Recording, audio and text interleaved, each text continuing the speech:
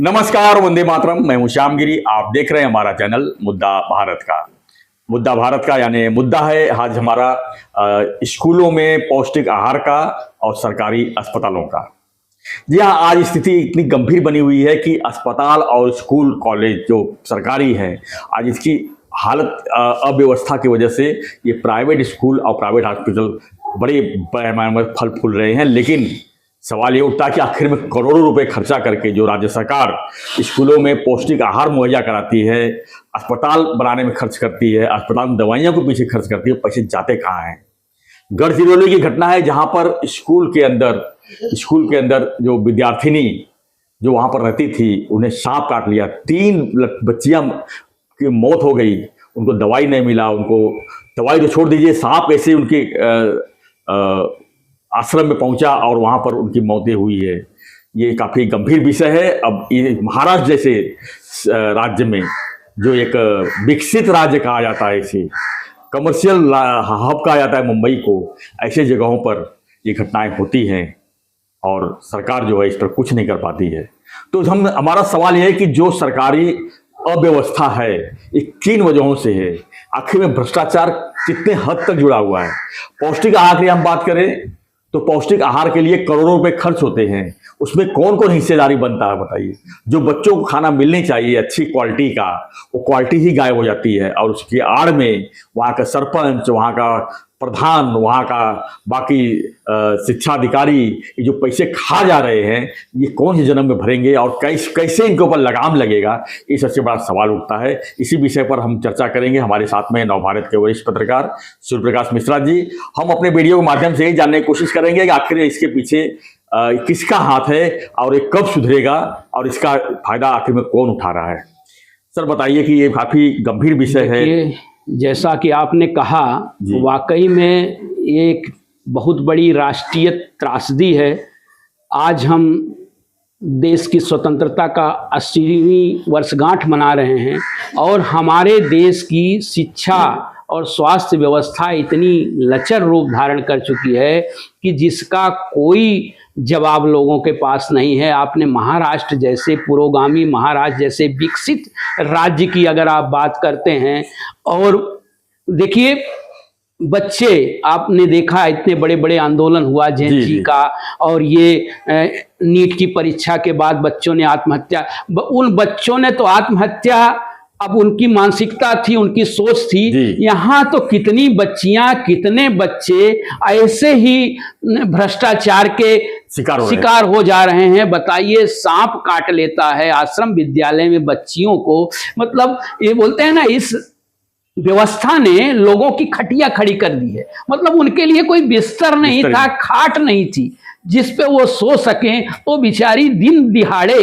दोपहर में चटाई भी नहीं थी, जमीन पे सो रही थी। ये इस महाराष्ट्र के लिए ये बिल्कुल ये बहुत बड़े शर्म की बात है। जहां ये सावित्री बाई फुले का ये महाराष्ट्र है, जिन्होंने बच्चियों में शिक्षा की अलख जगाई, वो उनके लिए बहुत शर्म की बात है ये। और इस पर भी मैं नहीं कहूँगा कि बहुत योग्य मुख्यमंत्री हैं, उप मुख्यमंत्री हैं, महिला मुख्यमंत्री हैं, उप मुख्यमंत्री हैं अपने राज्य में, और वो केवल एक तरीके से उस आश्रम शाला के जो संचालक को बर्खास्त करके या उसको सस्पेंड करके उसकी रोक लगा के तीसरी कर लेते हैं। और सबसे बड़ी बात, विपक्ष भी इस पे कोई, इसके लिए कोई रास्ते पे नहीं आता। जहां तक स्वास्थ्य की बात आप कर रहे हैं, उसकी भी व्यवस्था बहुत। आप मुंबई की बात कर रहे हैं, देश की ये आर्थिक राजधानी है, पूरे विश्व की का ध्यान इस पे रहता है। यहाँ से मात्र 100 किलोमीटर दूर शाहपुर तालुका है। यहाँ जहां हम बैठे हैं, यहाँ से मात्र 50 किलोमीटर। उसके ग्रामीण इलाके में अगर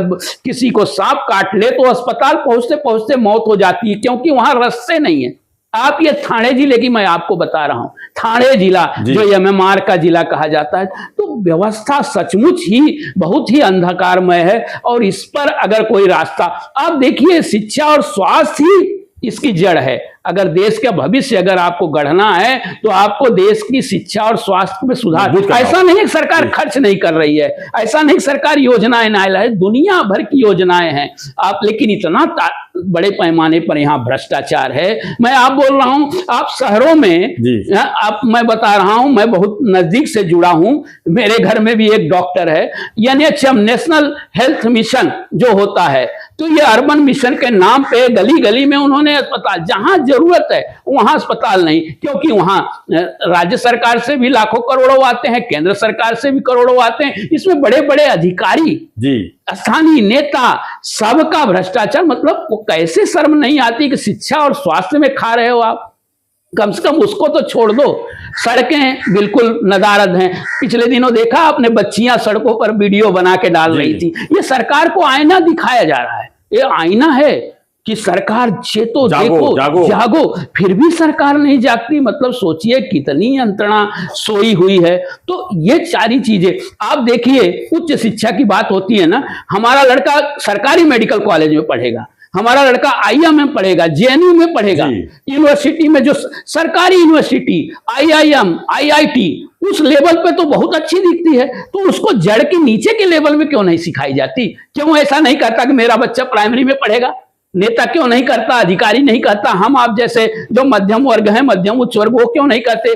इसीलिए उसकी व्यवस्था नहीं सुधर रही है। जब नेता, हाँ, मराठी आनी चाहिए, मराठी का मुद्दा, लेकिन इंग्लिश मीडियम में अपने बच्चों को पढ़ाएंगे, वो वहां बच्चा, किसान का बच्चा जाएगा, मजदूर का बच्चा जाएगा, क्योंकि वो ज्यादा नहीं बोल सकता।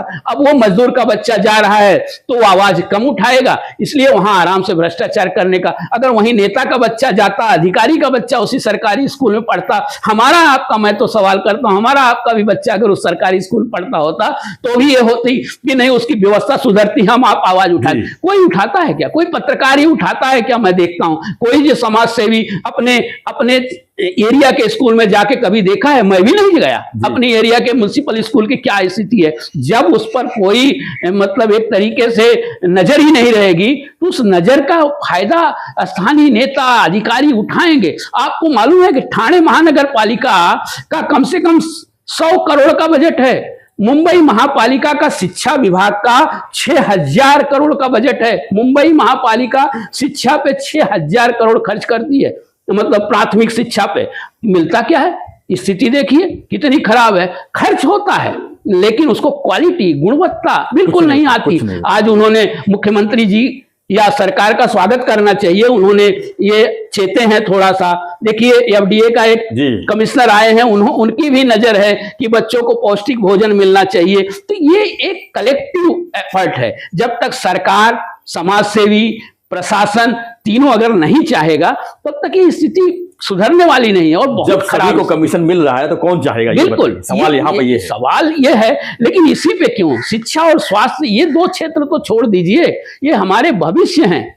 ये अगर बच्चा बहुत खर्च करती है, निसंदेह, इतना इसमें कोई डाउट नहीं होना चाहिए कि सरकार बहुत खर्च करती है, केंद्र सरकार भी खर्च करती है, राज्य सरकार।